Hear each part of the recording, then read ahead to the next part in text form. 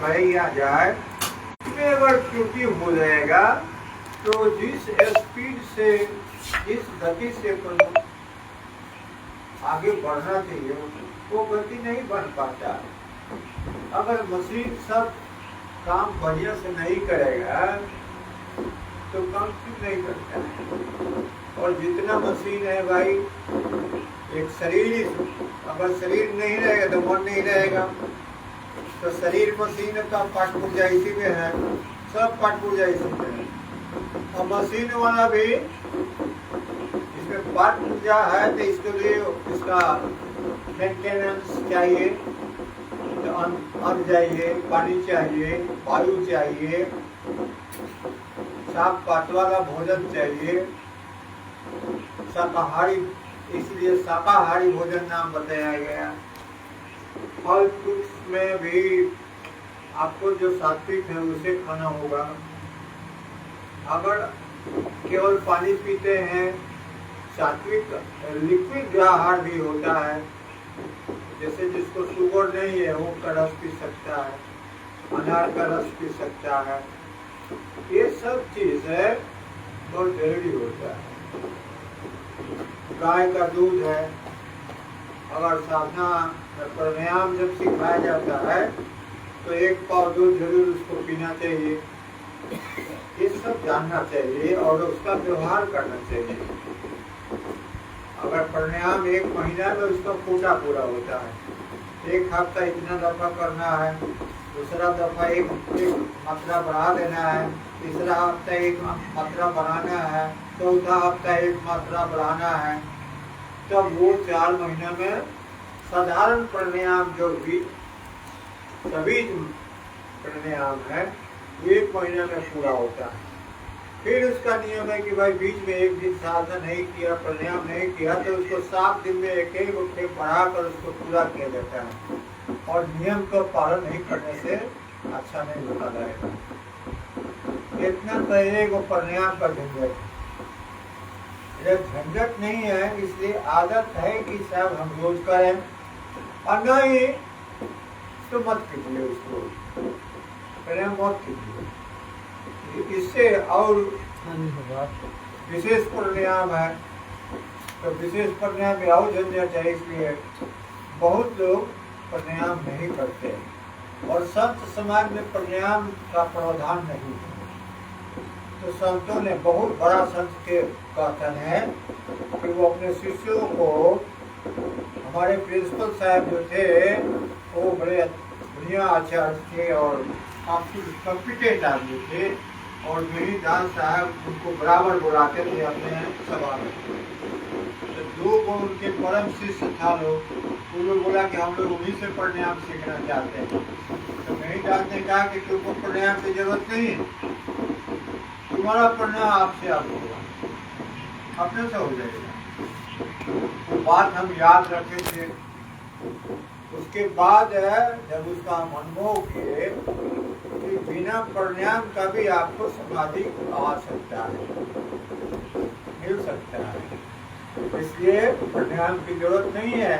आप ध्यान सही आपका अगर हो गया तो ऑटोमेटिक प्राणायाम हो जाएगा, क्योंकि प्राणायाम का मकसद है वायु की गति धीमी होना, धीमी होना।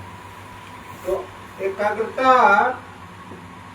में 2 तरह की समाधि होती है। एकाग्रता में वो समाधि जो है सो आपको थोड़ा प्राण वायु चलेगा तो भी होगा। इसमें सविकल्प समाधि का 4 वो अंग है। ये 4 अंग में 2 अंग के लिए उसका जो है सो 2 को आपको जरूरत नहीं है, वो आपका समाधि हो जाएगा बिना प्राणायाम। 2 में अगर आदत बन गई है 2 समाधि होने का, तो 2 और हो जाएगा धीरे धीरे। वो प्राण अपना अभ्यस्त हो जाएगा धीमी गति में चलने का। लेकिन तीसरा जो निरोध की समाधि है, एकाग्रता की समाधि है, 4 गो। सविचार और निर्विचार, सवितर्क और निर्वितर्क, ये चार गो समाधि है। ये चारों समाधि में आपको जो उपलब्धि होती है, क्या दूसरे का ध्यान तोड़ देगा, नहीं भूलेगा। सवितर्क माने आप इस संसार के में पांचों तत्व है, पांचों तत्व को आप ध्यान में देख रहे हैं, तो सवितर्क समाधि हुआ। और पांचों से सूक्ष्म जो है, जो आकाश का ही माने सूक्ष्म आकाश का भी क्षेत्र है, उसको अगर आप देखते हैं तो निर्वितर्क समाधि हो जाता है, निर्विचार समाधि हो जाता है। तो सविचार, निर्विचार और निर्वितर्क और निर्विचार, ये निर्विचार समाधि हो जाएगा। उससे थोड़ा और स्थूल अगर आपको दिखाई पड़ता है तो विचार और आपका विचार और सविकल्प और निर्विकल्प का जो प्रथम अवस्था है वो आपको होता है।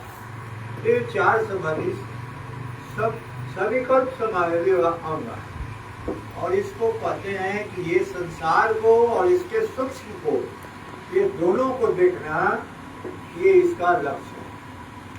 और इसके ऊपर एक और समाधि होता है, वो निरोध की समाधि होता है, वो निर्विकल्प समाधि की अवस्था, उसमें बोध रहता ही नहीं है। तो जब तक प्राण 2-4 मिनट के लिए बंद नहीं होगा तभी वो प्रकट नहीं होगा। इसलिए उसमें प्राण वायु बिल्कुल बंद हो जाती है 2-4 मिनट के लिए, तो टेम्पररी समाधि होगा निर्विकल्प का, वो निरोध की अवस्था में होती है। उस समय आपका सर जो हेड से और या अज्ञात चक्र से नीचे जितना चीज है सब बंद रहेगा, लेकिन ऊपर चलते रहता है, ऊपर चलते रहते हैं, क्योंकि आपके 10 इंद्रियों का जो हेडक्वार्टर है वो सविकल्प समाधि जहाँ से होती है उसकी पूर्ण अवस्था के क्षेत्र में ही आपका 10 इंद्रिय रहता है, उसका वही सेंटर है, उसका हेडक्वार्टर। इसलिए आपको वहाँ पर दिव्य शब्द, दिव्य रहस्य, दिव्य गंध, दिव्य प्रकाश, ये सब आपको सुनाई पड़ेगा। वहाँ का दिव्य कर्ण आपका वो जो उसमें भीतर है, जिसको 10 का घर है, मूल घर, उसमें सब दिव्य चीज को देखता है, सुनता है, रस साधन करता है, गंध लेता है, वह दिव्य वाला हो लेता है, दिव्य स्थिति वाला, यानी अति सूक्ष्म वो उसका चीज है, उसको प्राप्त करता है। तो इतना तक ये जो सविकल्प समाधि की 4 अवस्थाएं, 4 की उपलब्धियां, और इससे थोड़ा सा और आगे जिसको हम लोग एकाग्र का बाद निरोध की अवस्था जिसे कहते हैं, वो पूर्ण निर्विकल्प समाधि, निरोध की अवस्था, उसमें सारा चीज निरोध रहता है। लेकिन मन के जो आखिरी चैप्टर है जिसको हिरण्मय कोश करते हैं, वो जागृत रहता है, उसी में ये 200 इंद्रियों का हेडक्वार्टर है। इसके बाद एक अवस्था आती है जिसको कहते हैं महाकारण। हिरण्मय कोश तक कारण मन है, उसके बाद जो है सो या तो महाकारण कहिएगा, नहीं तो तुरीय अवस्था कहिएगा। वो समाधि का एक पार्ट है, निर्विकल्प समाधि से आगे का स्टेज है, उसमें आपको कुछ नहीं बुझाएगा, और जो आप वहाँ शब्द नीचे वाला में थोड़ा सुन रहे थे उसकी मात्रा वहाँ बढ़ जाती है, और पूर्ण रूप से आपको शब्द में मगन रहिएगा, वो आपका दिव्य कर्ण वहाँ सुनते रहेगा। उसके बाद जो है आगे के जो क्षेत्र में आप बढ़िएगा, क्योंकि वहाँ पर अब प्रकृति जो है, प्रकृति का चाल उल्टा हो जाता है। यानी सतोगुण तो पहले से खींच ही रहा था, अब रजोगुण भी उसको उधरे पुश करता है, उधरे आगे बढ़ने के लिए कहता है, क्योंकि इधर उसका कोई दूसरा प्राण वायु उसको कुछ इधर मौका ही नहीं दे रहा है, तो वो सोचता है कि क्योंकि उसकी उत्पत्ति और बहुत पूर्व से है पहले से, इसलिए वो कहता है कि भाई उधर अगर बंद हो गया तो अभी ढेर काम करेंगे, तो वो आपके मन को ऊपर बढ़ाने की कोशिश करता है। और तमोगुण भी है, वो नीचे घसकने नहीं देता है, वो रोके रहता है। बढ़ाने वाला रजोगुण अपना कर रहा है और तमोगुण उसको रोके रहता है कि आई आगे जाओ, भीतर अब नीचे नहीं आए। अब ये जाके एक ऐसी अवस्था पर पहुंचता है जहाँ शब्द धीरे धीरे बंद होने लगता है, सपना की अवस्था है। वहाँ बंद होने पर इसकी गुणों की अवस्था धीरे धीरे रूपांतरित होने लगता है, सतोगुण में बदलने लगता है, और मन भी तीनों गुणों के साथ जो संलग्न था, तीनों से मिश्रित जो इसकी अवस्था बनी थी, ये सब कन्वर्सन यानी बदलाव आता है, रूपांतरण होता है आपका चैतन्य में, और धीरे धीरे उसमें चला जाता है। और तब वहाँ जहाँ से सृष्टि शुरू हुई है उसी में वो ढूक के और आपका परम पद में पहुंच जाता है, माने महाचैतन्य परम चैतन्य जो परमात्मा है उसमें पहुंच जाता है। ये आपका यही रास्ता है। अब इस रास्ते के लोग क्या समझते हैं पता नहीं चलता है। ये रास्ता न कहीं सत्संग में बातचीत होती है, न कोई समझाने वाला है, कैसे ये बेड़ा पार लगेगा। तो गीता का अध्ययन करने से यही पता चलता है कि अगर गीता में श्री कृष्ण भगवान कहते हैं कि अगर मेरा साधन कोई सीख लिया है, अति उत्तम है, उसको समय है और तन मन से लगा इसमें, तब तो उसको इसी जन्म में काम चल जाता है, वो पहुंच जाएगा मेरे यहाँ। अगर मेरे यहाँ नहीं पहुंच सका, कुछ कमी रही उसके प्रयास में, तो एक आध दो जन्म लगता है। जैसे अगर वो तुरीयावस्था में पहुंच गया या निर्विकल्प समाधि में पहुंच गया, उससे अगर आगे नहीं गया तो वो लोग का जो जन्म लेता है तो विदेह की अवस्था आती है। तुरीया वालों को अस्मिता अवस्था आती है, वो बचपन से अपना प्रकाश, अपना शब्द, अपना विभूति लेकर आता है, तो जो कहेगा वो हो जाएगा। जहाँ जन्म लेगा वो एक तो पहले से संपन्न यानी धर्म से संपन्न, अध्यात्म से संपन्न व्यक्तियों के यहाँ वो जन्म लेगा, ताकि उसको जब श्रीमानों के घर में जन्म लेगा तो उसको मौका मिलेगा आगे बढ़ने का। जैसे महात्मा बुद्ध के घर। हाँ, श्रीमानों के घर में। श्रीमान माने आध्यात्मिक रूप से जो निपुण है उसके यहाँ, आध्यात्मिक ऐश्वर्य जिसके पास है उसके यहाँ। अब आध्यात्मिक ऐश्वर्य का वर्णन जो है सो गीता में 16वां अध्याय में लिखा हुआ है कि आध्यात्मिक ऐश्वर्य क्या क्या होता है। अगर उस जिस मनुष्य में हो जाएगा वो परमात्मा में पहुंचने में उसको देरी नहीं लगेगी। तो उसमें कमी था, फिर भी अपना मेहनत से गया था, लेकिन उसमें मिला नहीं, बाकी रह गया, तो उसको श्रीमानों के घर में जन्म लेता है। और विदेह वाले उससे एक सीढ़ी नीचे रहते हैं, इसलिए उनका नाम विदेह है। उनसे संसार से उनको कोई लवलेसी नहीं है, जन्म से ही बस वे वैराग्य के रूप में जन्म लेते हैं, इसलिए भगवान की तरफ उनका झुकाव ज्यादा रहता है। यही विदेह है कि देह के विषय में उनको फिक्र नहीं है, वो समझते हैं कि ये देह नश्वर है, मरेगा, इसलिए जय दिन जिए तय दिन हम तपस्या कर रहे हैं। संसार ही परिवर्तनशील नश्वर है, इसलिए ये मेरा ख्वाहिश नहीं होना चाहिए, परमात्मा ही मेरा ख्वाहिश होना चाहिए। इसलिए इस भावना से ही उनके जन्म से ही ये भावना बनी रहती है, इसलिए वो मिल जाते हैं जल्दी, उनको एक आध जन्म और लग जाता है, चल जाते हैं, आप पहुंच जाते हैं, जन्म मरण से उसका छुटकारा मिल जाता है। तो मेन मकसद है कि मनुष्य का जो जन्म हुआ इस धरती पर, परमात्मा ने ये सोचा कि मुझ में मिलने जो लायक योग्यता किस व्यक्ति को हो। खटा लग रहा है क्या जी? मेरे में मिलने लायक योग्यता किस प्राणी में हो गया है? तो उन्होंने सोचते सोचते मनुष्य को बनाया और मनुष्य को समझ गया कि अब ये मेरे में मिल सकता है। इतनी सोचने की इसमें शक्ति है कि सोचते सोचते मुझे मिल जाएगा।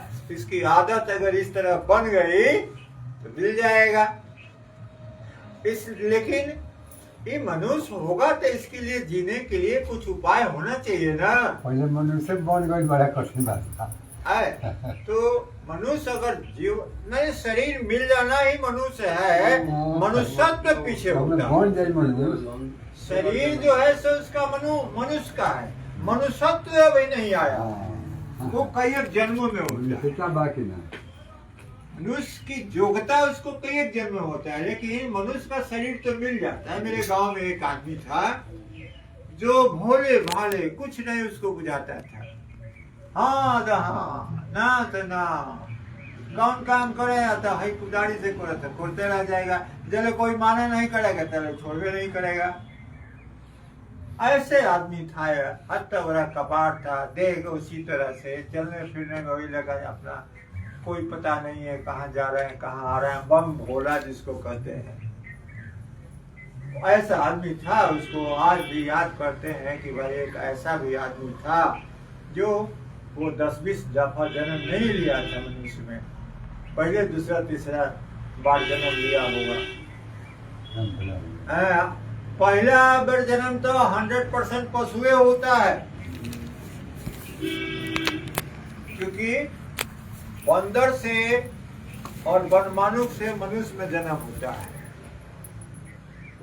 पहला जन्म जो मनुष्य में होगा वो बंदर या वनमानुष से होता है, और नहीं तो वैसे कुत्ता, सुनिए, वैसे कुत्ता, वैसे पशु, वैसे पक्षी जो मनुष्य के संपर्क में दिन रात रहता है, उसका इशारा समझता है, उसका बोली को रटता है, वो उसका उल्लंघन क्रिया में माने होना चाहिए। उसको अभी 5-7 को दूसरा जन्म होना चाहिए, लेकिन उल्लंघन मैंने फान जाना, लंघन माने फान जाना। तो उल्लंघन क्रिया है कि एक बेर कुत्ता से मनुष्य हो जाएगा। कार में चल रहा है, रोज दूध पी रहा है, अब बात सब से इधर आओ तो आ जाता है, बैठो तो बैठ जाता है, चलो तो फिर से पहले उठ खड़ा हो जाता है।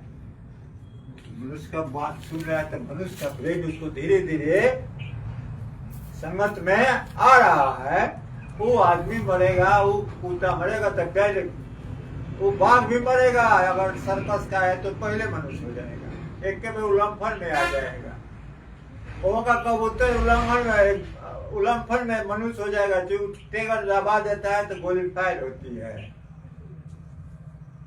अरे हम परेड करते हुए देखे हैं एक प्लाटून मतलब 30 गो कबूतर को उड़ाया जाता था आकाश में, और यहाँ जो सिपाही फॉर्मेशन बनाता है वो सारा फॉर्मेशन वो बनाता था। 3-3 में हो जाता, फल 3-3 में हो जाएगा, चलने लगेगा। लाइन में हो जाता, सब लाइन में चलने लगेगा। सर्किल में घूमो तो सर्किल में घूमने लगता था। आइए बैठिए। तो ऐसा ये उल्लंघन क्रिया में जो पशुओं को, पक्षियों को, छोटे जानवरों को अपने पास रखकर सिखलाई देता है, उसका उल्लंघन क्रिया में एक डायरेक्ट मनुष्य में जन्म होता है। अन्यथा प्रोग्रेस विकास के माध्यम से धीरे धीरे मनुष्य में आता है पशु से। और रूल है कि अगर जिस रास्ते से आए हैं और प्रोग्रेस करते हुए आए हैं, अगर इसमें गलती हो गया, मनुष्य ने काम नहीं किया है, अगर कुत्ता सियार रेखा काम किएगा तो फिर कुत्ता सियार हो जाना पड़ेगा।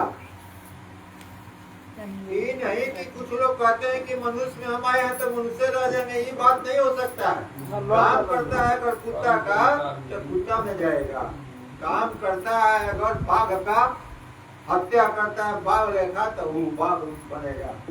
अगर सही काम नहीं करके और दूसरे तरह का सियार का काम करता है तो सियार में जाएगा। और परमानेंट मांसाहारी कभी भी मनुष्य नहीं हो सकता है, नीचे ही जाएगा। आपको बता देते हैं मांसाहारी जितने लोग हैं अभी मनुष्य बने हैं, एक भी इसको जो है सो शरीर फिर मनुष्य का नहीं मिलेगा, चाहे जो भी करता हो। अच्छा 1 लाख काम करता हो उससे क्या, लेकिन मनुष्य नहीं होगा।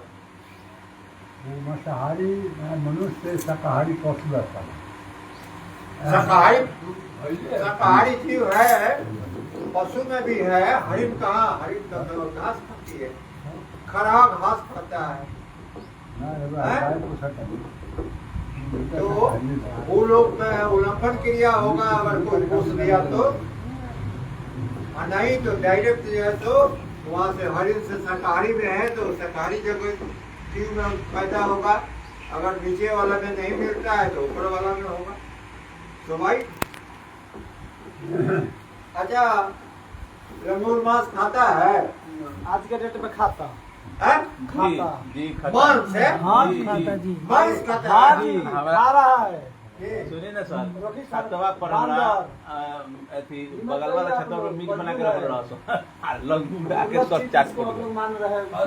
पहले तो सुनिए हालांकि पहले तो वो लोग नीमक नहीं खाता था, सत्तू नीमक? में। हाँ बात सही बोल रहे हैं, पहले नहीं खाता क्या था। जो 20-25 बरस पहले की बात है, आयो अभी 25 बरस नीचे का हम कहानी अच्छा हरिण हरिण मांस खा रहा है, ना हरिन के तक लही नहीं खिंचा जाता कोई से नहीं।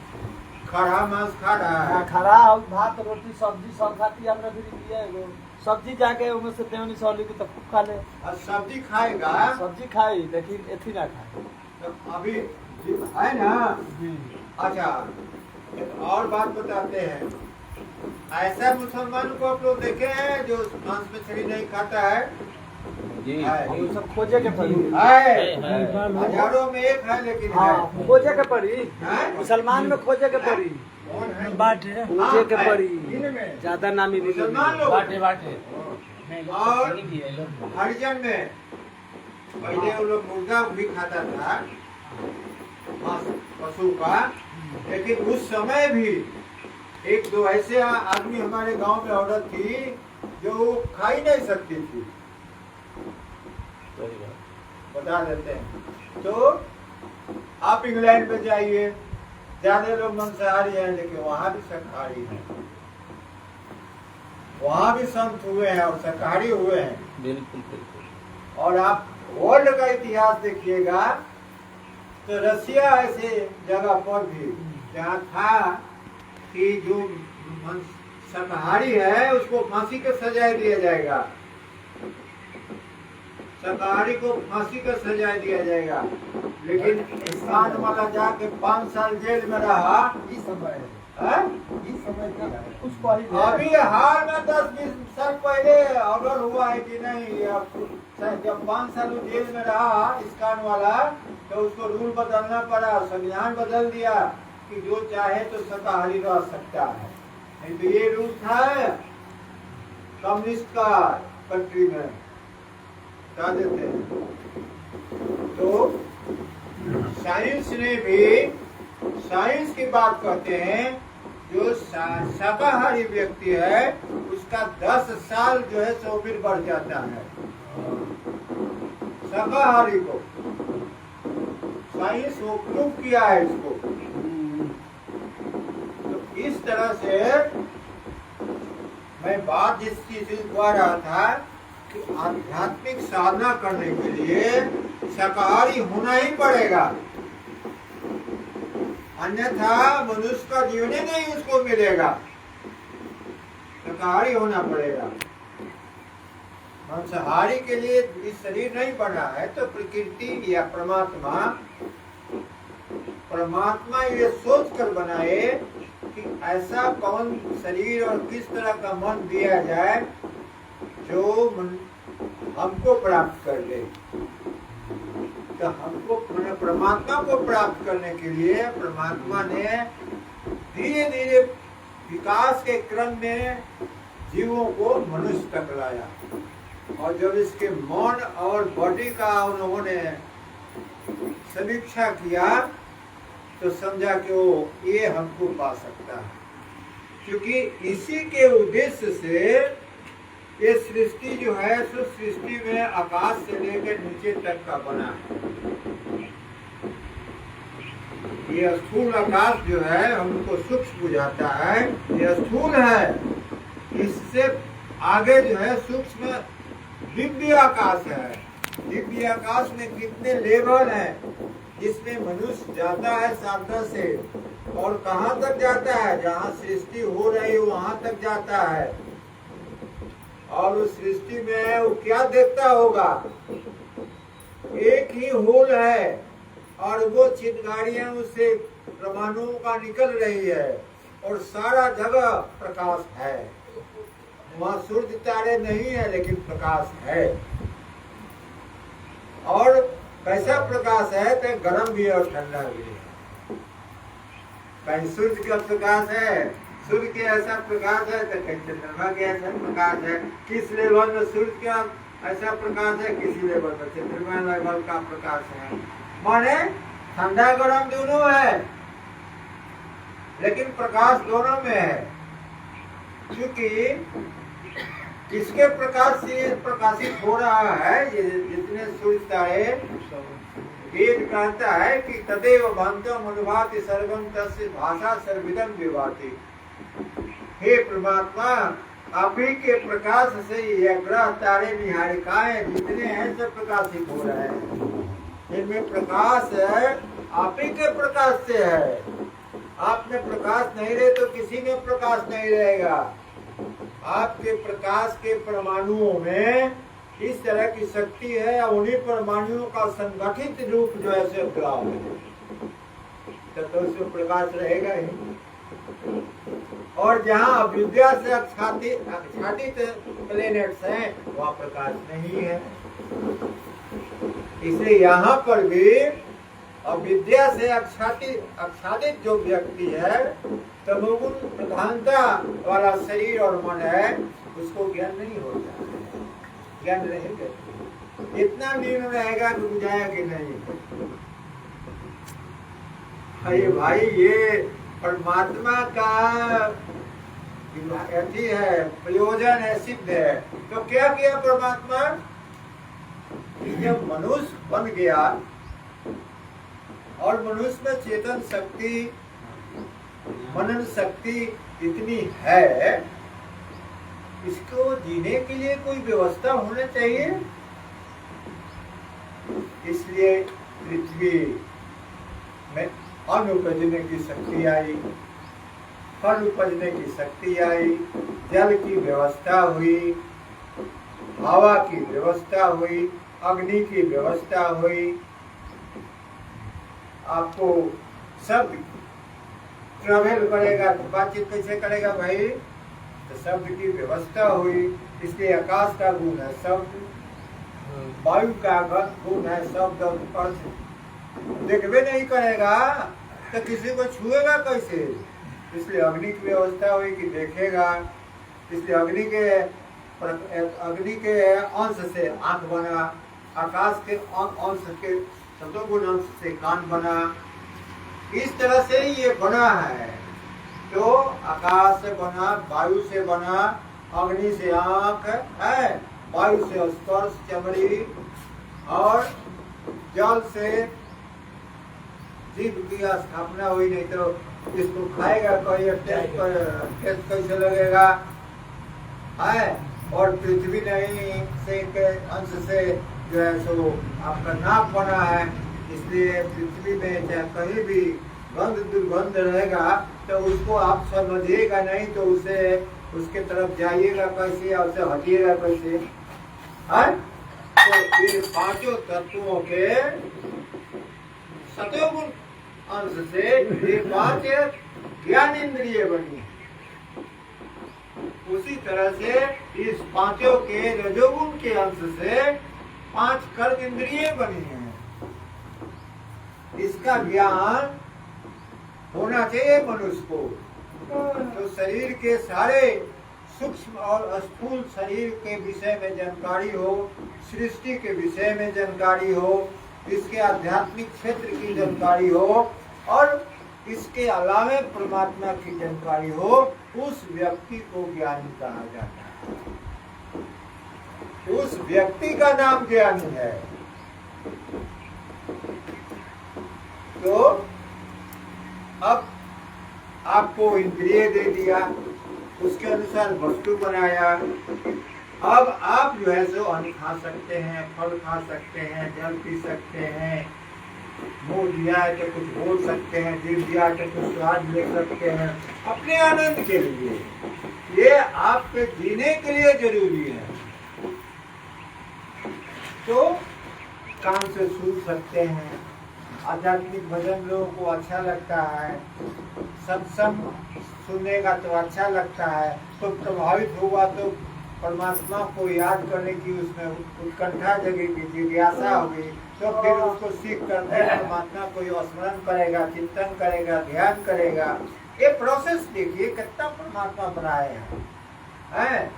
और परमात्मा पूर्व काल में ज्ञान जो है तो अच्छे अच्छे ऋषियों के दिमाग में ढुका दिए और उन्होंने जो है सो वेद को जो है सो बना दिया, वेद को लिपिबद्ध किया। आया इसमें कथा में कहाँ आया? तो जहाँ ब्राह्मी क्षेत्र है, कारण मन में उतरा और कारण मन से उतर कर और जो है सो एक संदेश कारण मन में आया ईश्वर के, जिसको इजराइल कहते हैं, मोहम्मद के भाषा में इजराइल कहते हैं। इजराइल ढोकर लाया कारण मन में। कारण मन जो है सो सब कॉन्शियस अकारण मन में लाया, यानी सबकॉन्शियस माइंड में लाया और उसके बाद कॉन्शियस माइंड में लाया। तो इन्होंने समझा और लिखना शुरू किया। इसी आधार पर वेद की रचना हुई, जिसके कहा जाता है कि परमात्मा की देन है। इसलिए बुद्धि नाम का, बुद्धि कहते हैं ब्रह्मा को, बुद्धि नाम के ब्रह्मा जो है ये वेद चालू बनाए। वेद माने ज्ञान होता है। इस ज्ञान को लिपिबद्ध किया किसने? बुद्धि के माध्यम से कॉन्शियस माइंड लिपिबद्ध किया। चेतन मन जागृत नहीं हो रहेगा तो आप हाथ चला कर नहीं लिख सकते हैं और बढ़िया से नहीं लिख सकते हैं। सब कॉन्शियस माइंड जो है वो आपका सपना देखता है केवल, लेकिन सब पूरा शरीर चाहिएगा चले और आंख बंद रहे तो मुश्किल है। लिखिएगा कैसे, पढ़िएगा कैसे? इसलिए नहीं होगा। इसलिए कॉन्शियस माइंड में इस ज्ञान को उतारा गया।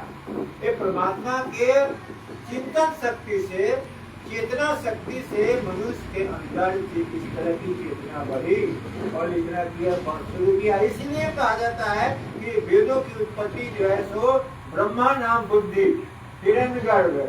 तो ब्रह्मा नाम बुद्धि जो है सो परमात्मा से खींचे। बुद्धि कहाँ रहती है? तो कारण मन में रहती है। कारण मन का लगाव कहाँ से रहता है? परमात्मा से डायरेक्ट रहता है।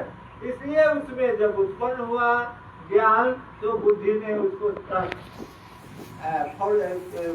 किया, ट्रांसमिट किया भाई कि तुमको कॉन्शियस माइंड को कि तुम इसको लिपिबद्ध करोगे। तो इंद्रियों के माध्यम से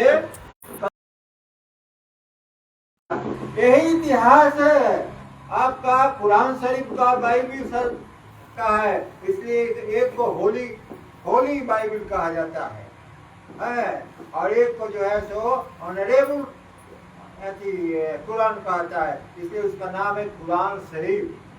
कुरान का ना गलत बात है। शरीफ माने सज्जन, आदरणीय, इसलिए कुरान को आदर दिया जाता है। और जो हमदन अगर कुरान केवल कहता है, भरसक तो कोई नहीं कहता है, लेकिन जो नहीं कुछ समझता है वही कुरान कह देता है। अन्यथा हम अभी भी कुरान शरीफ उन लोगों के साथ बतियाते हैं तो कुरान शरीफ कहते हैं, कुरान नहीं कहते हैं। उसके मन में दुख लगेगा। उनको कहा हत्या करके कहीं सर हम तो पढ़े लोग। हाँ जी, नहीं लिखा है, मना किया गया है। इसलिए आप लोग समझने की कोशिश कीजिए।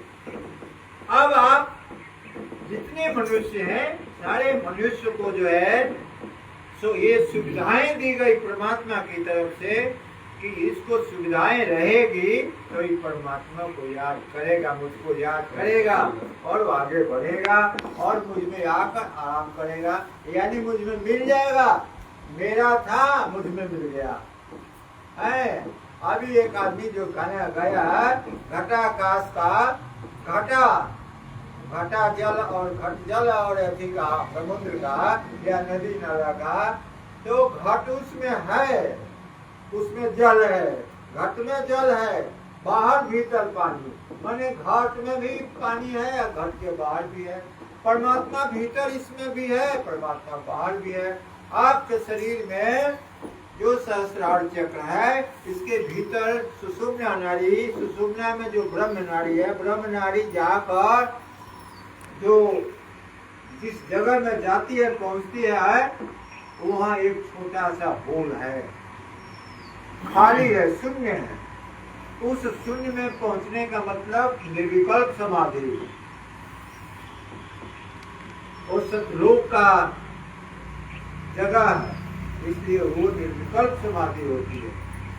वहाँ की साधना, उस होल में मन पहुंचता है तो धीरे धीरे वो मन नहीं रहता है, वो बिल्कुल चैतन्य हो जाता है। मन से उसका ट्रांसफॉर्मेशन हो जाता है, बदलाव हो जाता है, परिवर्तन हो जाता है। उस जगह पर भी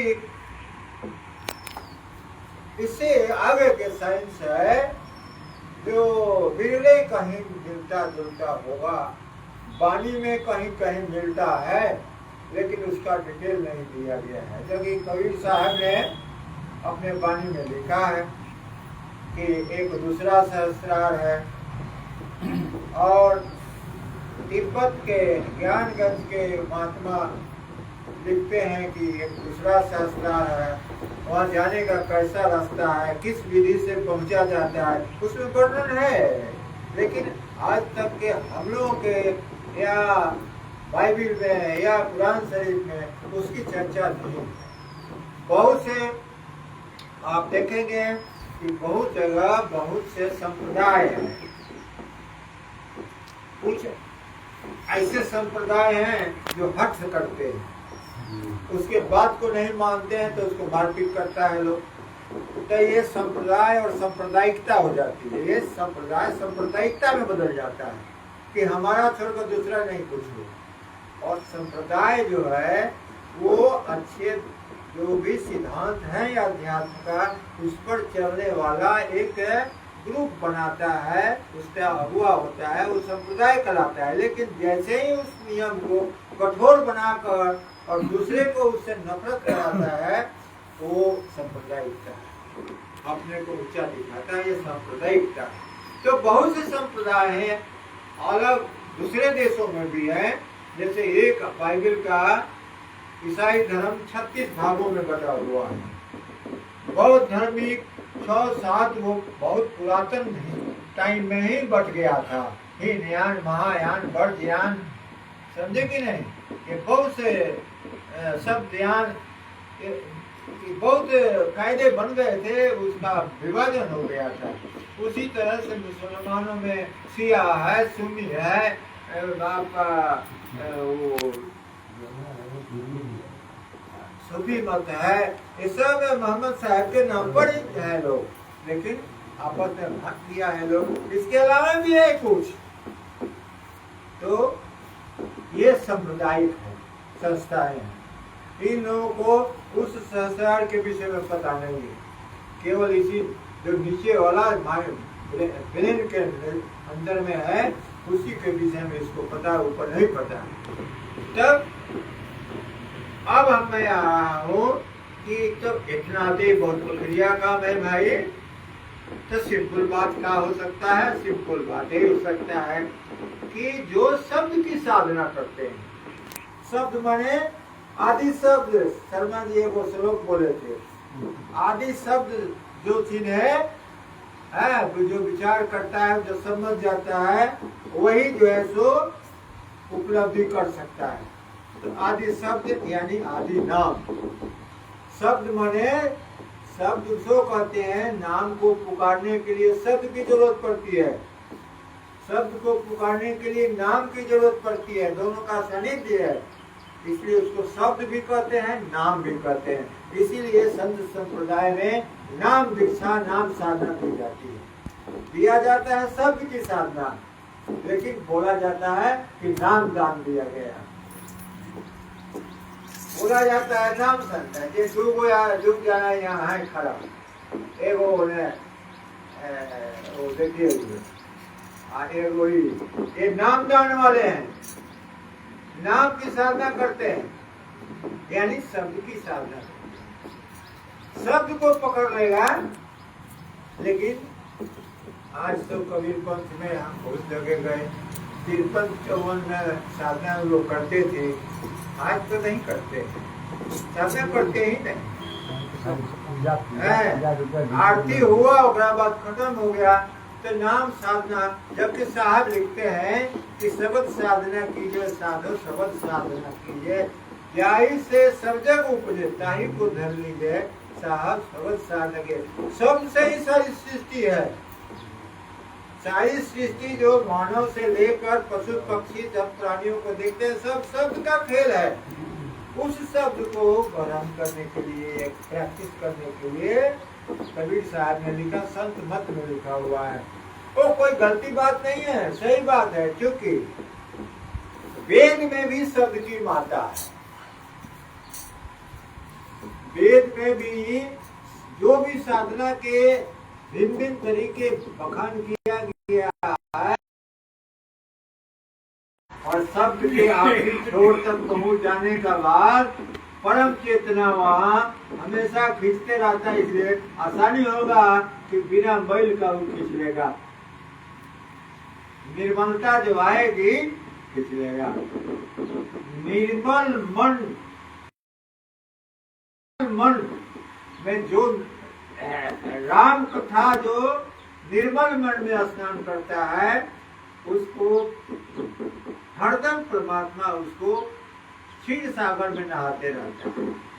ऐसा रामायण में कथा है, समझे कि नहीं? तो निर्मल मन यानी उस राम कथा के श्रवण रूपी जो जल है, जो बरस रहा है परमात्मा से, उसमें शब्द रूपी जो निर्मल है, उसमें मन का स्नान करने से मन पवित्र हो जाता है। और मन ही नहीं पवित्र होता है, पूरा शरीर पवित्र हो जाता है। और जब तक ले शरीर, मन, प्राण, ये तीन गो चीज एक लाइन में एक तरह की अगर शुद्धि नहीं होती है, तब तक ले निर्मलता नहीं कही जाती। इसलिए शरीर की शुद्धि के लिए आपको, शरीर की शुद्धि के लिए स्वच्छ भोजन, सात्विक भोजन करना है। कैसे? अनुशासन के अनुसार, ना अति देर ना अति कम, संयमित भोजन, सात्विक भोजन और आसन यानी एक्सरसाइज ताकि शरीर तंदुरुस्त रहे, भोजन ठीक से पचे और खून का रक्त संचालन सही रहे। उसके बाद आसन, इस शरीर से जो रस बनता है, इससे सहस्रार चक्र में जाकर अमृत बनता है, अमृत में कन्वर्ट हो जाता है, बदल जाता है। वो शरीर में रक्त का बाद लिम्फ बनता है, लिम्फ से रस बनता है। रस जब वहाँ जाता है तो वहाँ पर ध्यान करने से या बच्चों में बिना ध्यान का अमृत बनता है।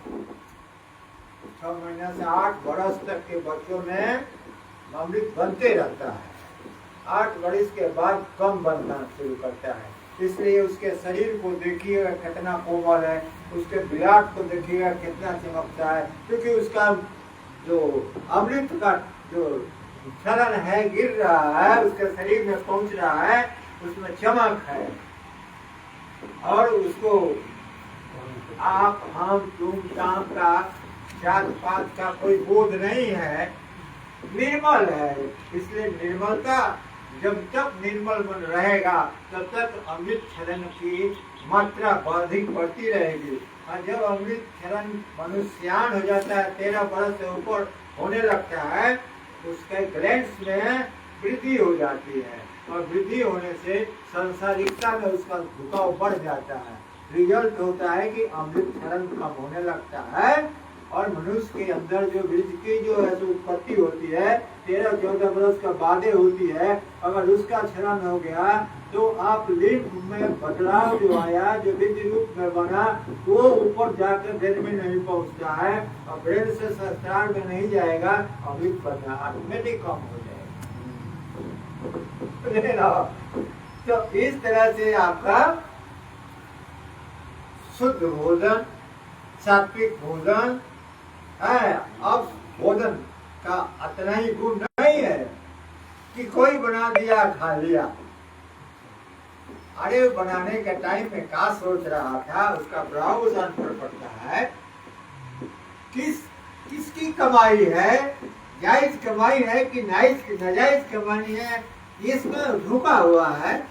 अगर खाइएगा तो वो मलिन है, घुस के कमाई खाइएगा, मलिनता उसमें ज्यादा है, तो शरीर कहाँ से शुद्ध होगा और मन कहाँ से शुद्ध होगा।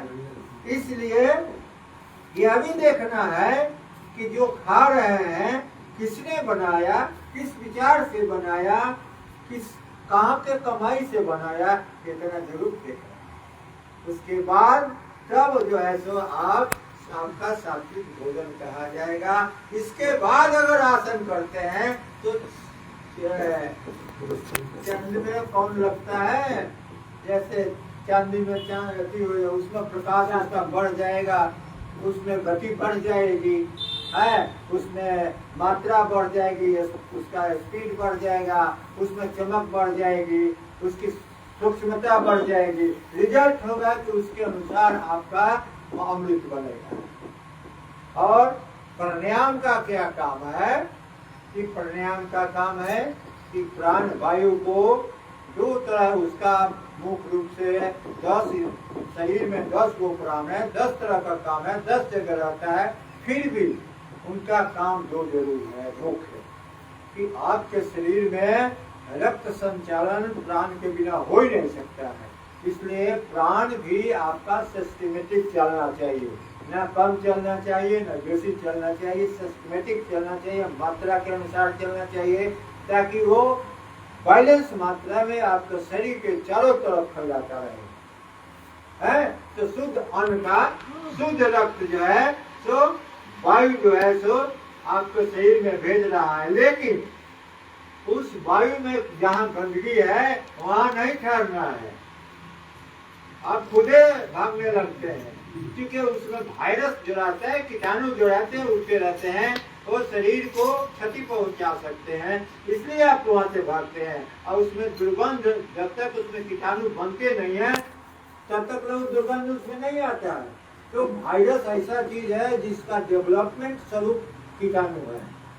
पहले वायरस बनता है, वायरस काहे बनता है, कैसे बनता है कि आकाश से भी सूक्ष्म है, अगर वो मर हो, चाहे मरे हुए कुत्ता सियार किसी तरह का मुर्दा हो, जब तक ये पाउडर डाउन, उसके परमाणु पाउडर डाउन हो के सड़ेगा नहीं, उसमें वायरस नहीं जन्म लेगा, चलो नहीं मांगेगा।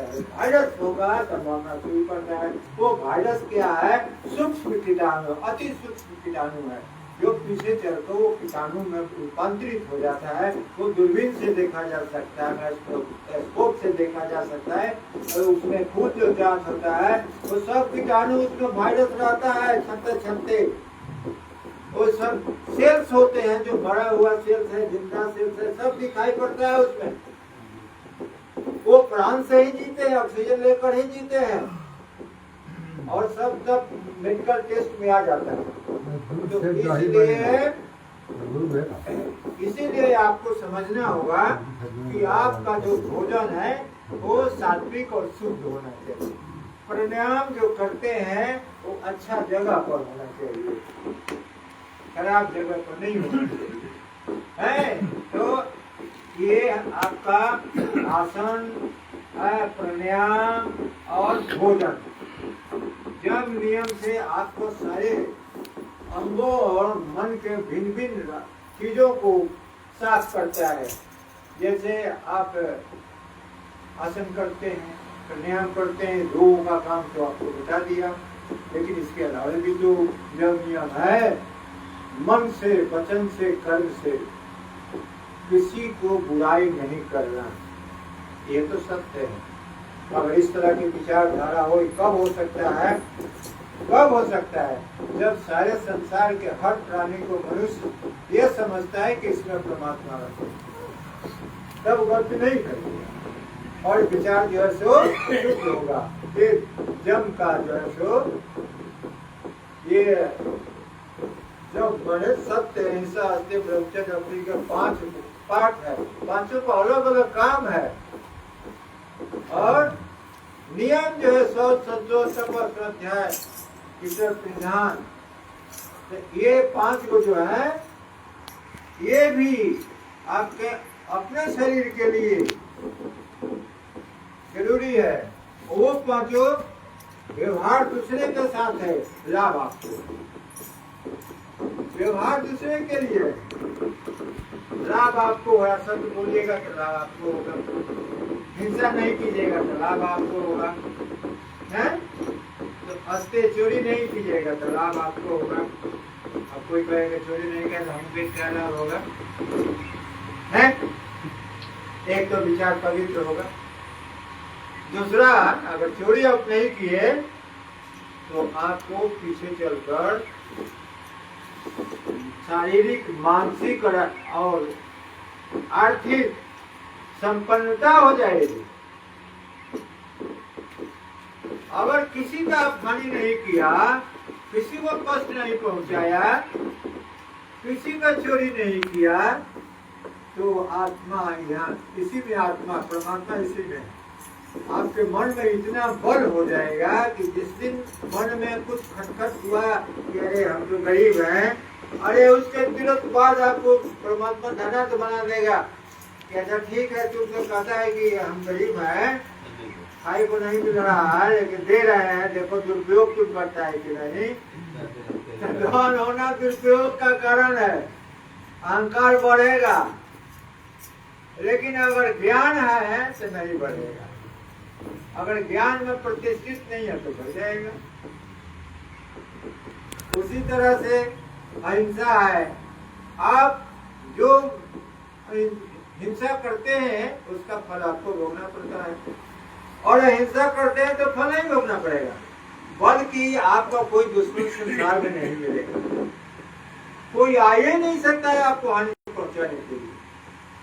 इसमें ताकत मन में आत्मा से इतनी बढ़ जाती है तो उसके चारों तरफ उसका रखवार जो है सो स्पंदन में घूम रहा है। आप लोग देखे होंगे है बड़े बड़े संतों का जो फोटो है, उसके चारों तरफ प्रकाश दिखाई देता है?